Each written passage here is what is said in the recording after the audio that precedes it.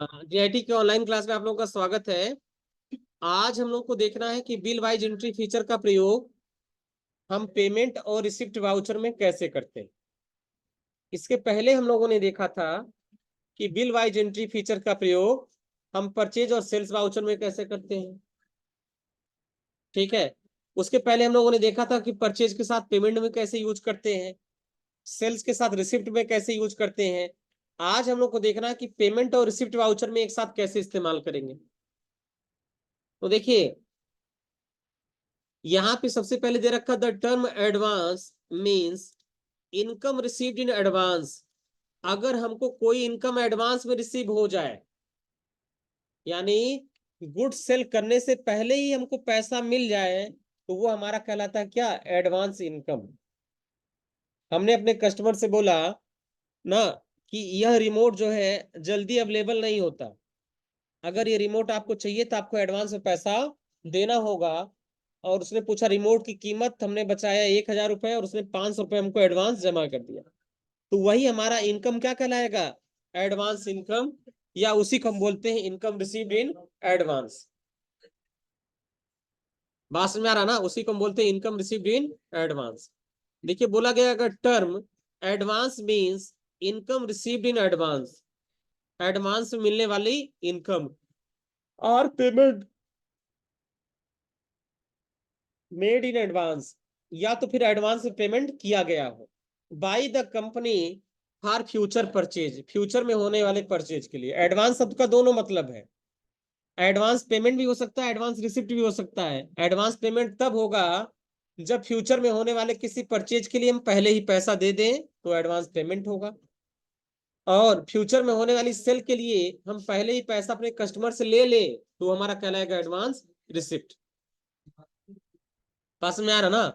तो ये term advance दोनों जगह इस्तेमाल होगा, अगर एडवांस में हम पैसा किसी को देंगे तब, और एडवांस में किसी से पैसा लेंगे तब, दोनों जगह ये फीचर हमारा इस्तेमाल होगा।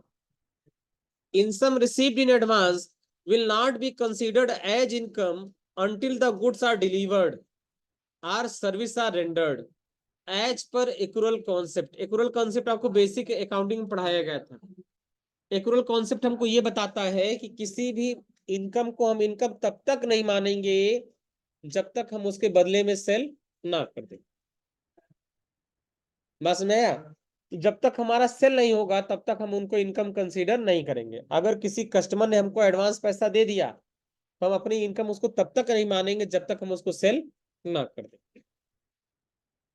तो वही बोला गया, income received in advance will not be considered as income. Advance मिलने वाले पैसे को हम इनकम तब तक नहीं मानते हैं जब तक हम गुड्स सेल ना करें या सर्विस डिलीवर ना करें। किसके आधार पर, एक्रूअल कंसेप्ट के आधार पर। इस कंसेप्ट के आधार पर ऑल एडवांस पेमेंट रिसीव्ड, जितना भी एडवांस में पैसा आपको मिल रहा है, will be consider as liability, उनको हम क्या मानेंगे, एज ए लाइबिलिटी। अगर एडवांस में हमको पैसा मिल गया तो हम उसको क्या मानेंगे, लाइबिलिटी कंसीडर करेंगे। और एडवांस में अगर हमने किसी को पेमेंट कर दिया तो हमारा एसेट्स माना जाएगा। एक्रूअल कॉन्सेप्ट के आधार पे अगर देखा जाए तो जितना भी एडवांस पेमेंट रिसीव हुआ है, जितना एडवांस में पैसा हमको रिसीव हो रहा है, वो सारा पैसा हमारा क्या है, लाइबिलिटी।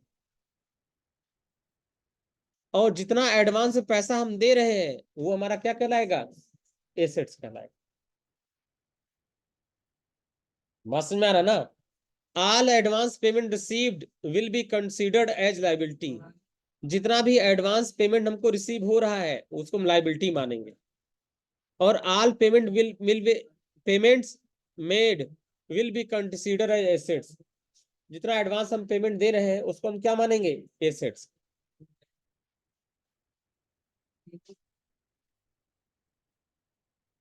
अब दे रखा है accrual concept of accounting, accounting का एक्रूअल कॉन्सेप्ट। देखो, under this concept revenue are considered as income, revenue की इनकम तब मानेंगे when the goods are delivered or services are render before collection the of cash. यानी हम revenue को income के रूप में तब मानेंगे जब हम गुड्स को सेल कर दें या सर्विस को डिलीवर कर दें, कब? कलेक्शन करने से पहले, कैश कलेक्ट करने से पहले। If the cash is collected before rendering the service or delivering the goods, then the cash collected will not be considered as income earned। यानी सेल करने से पहले या सर्विस देने से पहले अगर हमको कैश मिल जा रहा है, सेल करने से पहले या सर्विस देने से पहले अगर हमको कैश मिल जा रहा है तो उसको हम इनकम नहीं मानेंगे। हम उसको इनकम अपनी तब मानेंगे जब हम सेल कर दिए हो या सर्विस हमने अवेलेबल करा दिया हो, सर्विस दिया हो किसी को। For example, Sridevi international deal in washing machine. Sridevi international company washing machine में डील करती है। And received advance down payment of ₹20% from the customer before the selling of goods to them and agree to deliver the goods within 10 days of receiving the advance payment।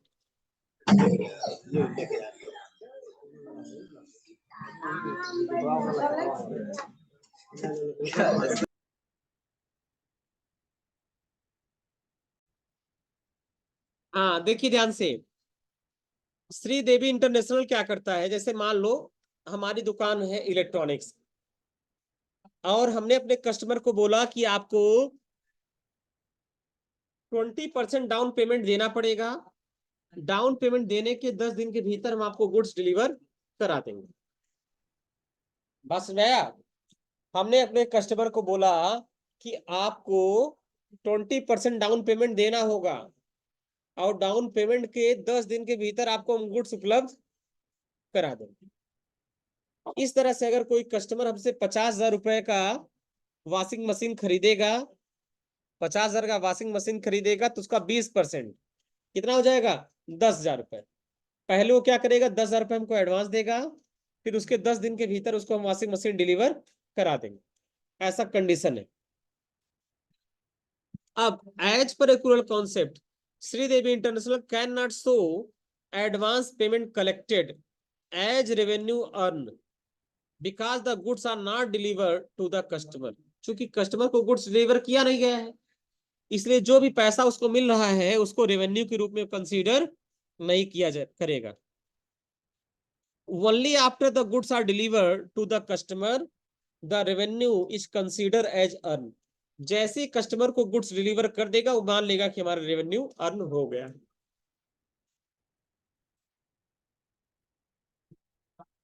This method help in arriving a correct information at the profit earned by the company। Silent कर लो भाई बाबू। इस तरीके से जितना भी revenue हमारा earn होगा वो हमारा प्रॉफिट के रूप में करेक्टली माना जाएगा। ठीक है, लिखा this method help in arriving the correct information about the profit earn by the company. Company के द्वारा रियल में प्रॉफिट कितना हो रहा है वो कंसीडर किया जाएगा। यानी एडवांस में मिलने वाले पैसे को हम प्रॉफिट नहीं मानेंगे, इनकम नहीं मानेंगे, तब तक नहीं मानेंगे जब तक उसको हम सेल ना करें। Similarly, whenever advance payment are made by the company to its supplier, it cannot be considered as an expense incurred until the goods or service received। जब तक गुड्स और सर्विस हमको रिसीव नहीं हो रही। In Teleprime, you can record advance receipt and payment by selecting the method of adjustment as advance। You can also check the report related to advance payment receipt। हम टेलीप्राइड में method of adjustment को advance select करके इस तरह के entry कर सकते हैं और रिपोर्ट को चेक कर सकते हैं। अब क्वेश्चन देखिए, इलस्ट्रेशन 3 लिखा है as on 21 June 2020 Sridevi international made an advance payment of ₹2 lakh. Sridevi international ने 2 लाख रुपए का पेमेंट किया। Sridevi international made an advance payment of ₹2 lakh. Sridevi international ने 2 लाख रुपए का पेमेंट किया तो किसको? LG electronics. with advance reference number LGADV5 and supplier has agreed to supply it after 2 days, और चेक नंबर 100004। हम क्या कर रहे हैं, हम एलजी इलेक्ट्रॉनिक्स को 2 लाख रुपए का एडवांस पेमेंट दे रहे हैं, और एलजी ने बोला कि 2 दिन के अंदर हम आपको गुड्स डिलीवर करा देंगे, गुड्स हम आपको भेज देंगे। बात समझ में आ रहा ना? हम एलजी इलेक्ट्रॉनिक्स को 2 लाख रुपए का पेमेंट कर रहे हैं, और एलजी ने हमसे बोला कि भैया 2 दिन में आपको गुड्स दे देंगे। जो पेमेंट किया उसका रेफरेंस नंबर है LGADV5। ठीक, अब उसके बाद है पेमेंट की entry. As on 23 June 2020 Sridevi international purchase the following goods from on LG electronics with supplier invoice number LG/016 against which the advance payment were made with voucher number LGADV5। तो ये देखो यहाँ पे आप कर लो पेमेंट की जगह पे परचेज, क्योंकि ये किसकी एंट्री है, ये है परचेज की। लो इसको कर लीजिए क्या, परचेज।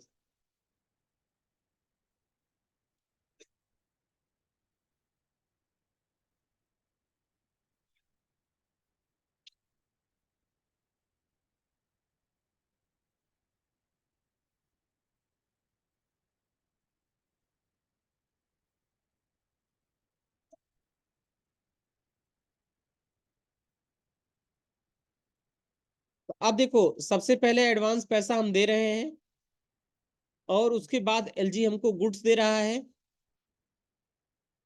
अब हमें गुड्स क्या परचेज करते समय इस एडवांस पैसे को एडजस्ट कर देना है, इस एडवांस पैसे को एडजस्ट कर देना है। चलिए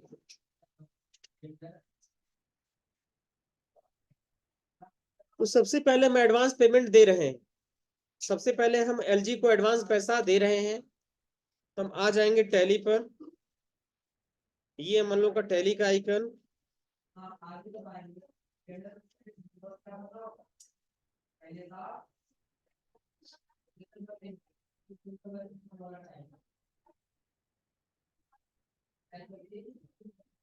यहां हम करेंगे कंट्रोल के साथ F3, पुरानी कंपनी को करेंगे क्लोज, और क्लोज करने के बाद हम सिलेक्ट कर लेंगे अपनी कंपनी। आ जाएंगे बाउचर पर, और बाउचर में आने के बाद सबसे पहले देखो हम पैसा दे रहे हैं, एंट्री किसमें करेंगे, पेमेंट बाउचर में। तो हम पेमेंट में आ गए, किसको पैसा दे रहे हैं, एलजी को, तो एलजी को सिलेक्ट कर लिया। अब ये पैसा चूंकि हम एडवांस दे रहे हैं, इसलिए हमें यहाँ रेफरेंस सेलेक्ट करना पड़ेगा एडवांस। तो हम यहाँ सेलेक्ट कर लेंगे एडवांस। रेफरेंस नंबर पूछा जाएगा तो यहाँ भरेंगे LGADV5, ये रेफरेंस नंबर हमको भरना पड़ेगा। तो हम सेलेक्ट कर लेंगे LG/ADV/5।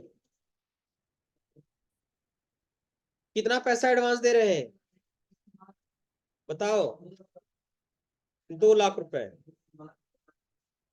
ये पेमेंट ये हमको कितने दिन में डिलीवर करेंगे, 2 दिन में। यहाँ 2 कर देंगे, 2 डेज आ जाएगा, और यहाँ पर अमाउंट भर देंगे 2 लाख रुपए। ये हो गया 2 लाख। इंटर करेंगे, फिर इंटर करेंगे। ये पेमेंट हम किससे दे रहे हैं, कोटक बैंक से। कोटक सेलेक्ट कर लेंगे, यहाँ चेक ले लेंगे और चेक नंबर डाल देंगे। चेक नंबर है 14x04, ये हो जाएगा चेक नंबर। इंटर करेंगे और इसको हम कर लेंगे एक्सेप्ट। हम एलजी को 2 लाख रुपए एडवांस पेमेंट दे रहे हैं, तो एडवांस देते समय हम रेफरेंस में क्या सेलेक्ट करेंगे, एडवांस, और इसको हम कर लेंगे कंट्रोल ए से एक्सेप्ट।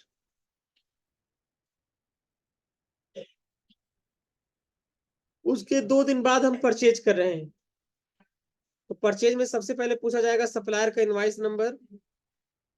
अब देखो जो पैसा हमने एडवांस में दिया, जो पैसा हमने एडवांस में दिया, उस पैसे को अगर रिपोर्ट में चेक करना हो, वो पैसा क्या होगा? वो पैसा आपकी एक प्रकार की क्या है? Current assets. तो जो पैसा आप एडवांस में देंगे वो आपके करंट एसेट्स में शो करेगा, और वही पैसा आपके बिल रिसेबल में भी शो करेगा। ये यानी बिल रिसेबल रिपोर्ट अगर चेक करें तो वो पैसा आपको वहां पे दिखेगा। चलिए, तो सबसे पहले हम गोटू पर आ गए, और यहाँ पे आ गए बिल रिसेबल। और बिल रिसेबल में हमको एलजी वाला 2 लाख रुपए दिखेगा एडवांस जो हमने दिया है। जो पैसा एडवांस देंगे वो बिल रिसेबल में दिखेगा। और अगर हम गोटू में आ जाए और बैलेंस शीट में चेक करें तो ये पैसा हमको बैलेंस शीट में भी अल्ट F1 से करंट एसेट साइड में दिखाएगा। ये देखो, करंट एसेट्स में सन्नी डेटर्स, इंटर,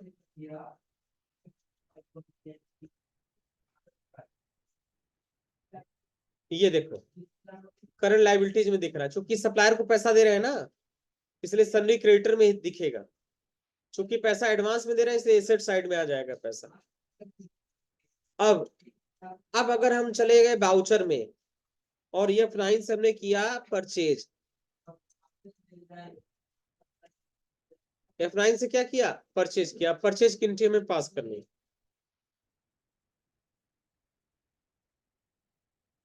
तो यहाँ पे परचेज का लिए, परचेज का जो है सबसे पहले सप्लायर का इनवॉइस नंबर दे रखा है।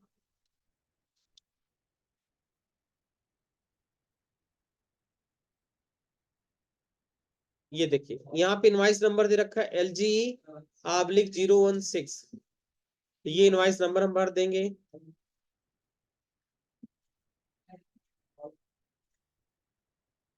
पार्टी का नेम LG इलेक्ट्रॉनिक्स।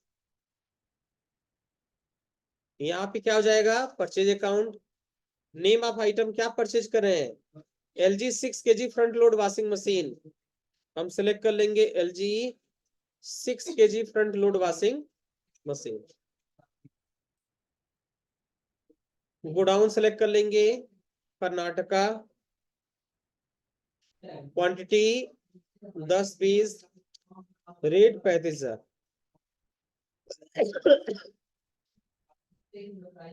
दूसरा LG 6 kg top load washing machine.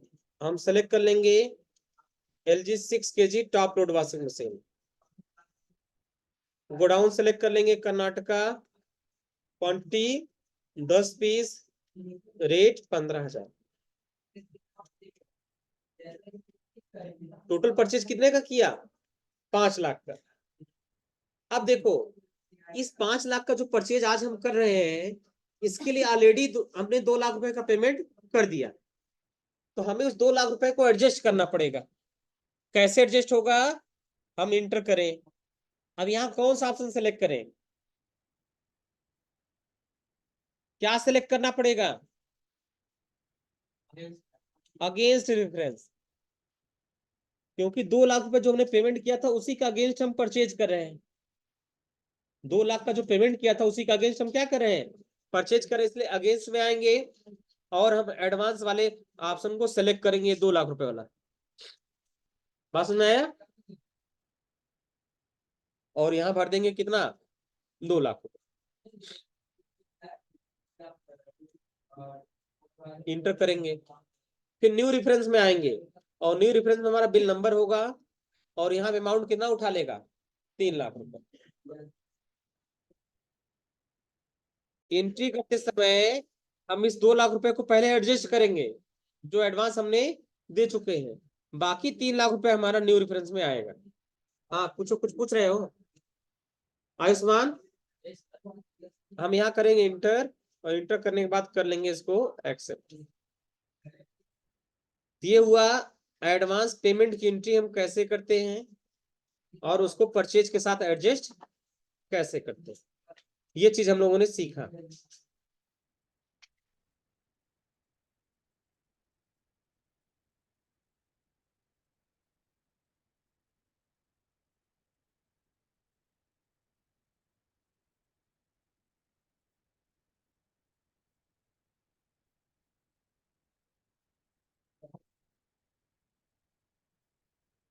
अब देखो,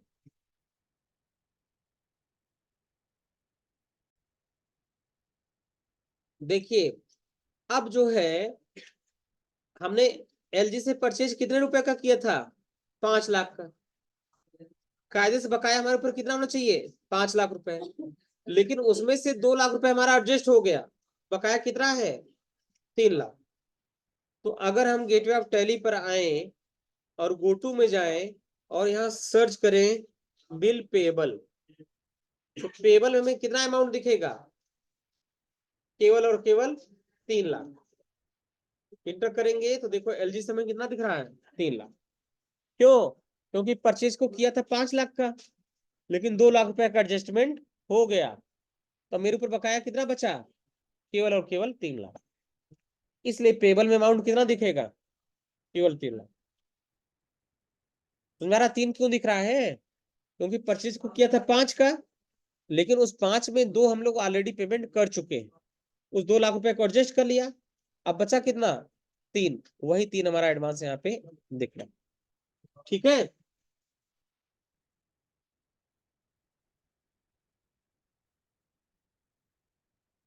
अब सेम इसी तरह से दे रखा है, रिसिप्ट है और सेल्स है। 24 जून 2020 Sridevi international received and advance of ₹1 lakh. 1 lakh रुपए एडवांस मिल रहा है फ्रॉम हरी, हरी इलेक्ट्रॉनिक्स से, with reference number ADV/8। The payment is received via cheque number 200006 to Kotak Mahindra bank, and Sridevi international have agree to supply the goods after 2 days। और Sridevi international 2 दिन के भीतर गुड सप्लाई करने के लिए क्या है? एग्री।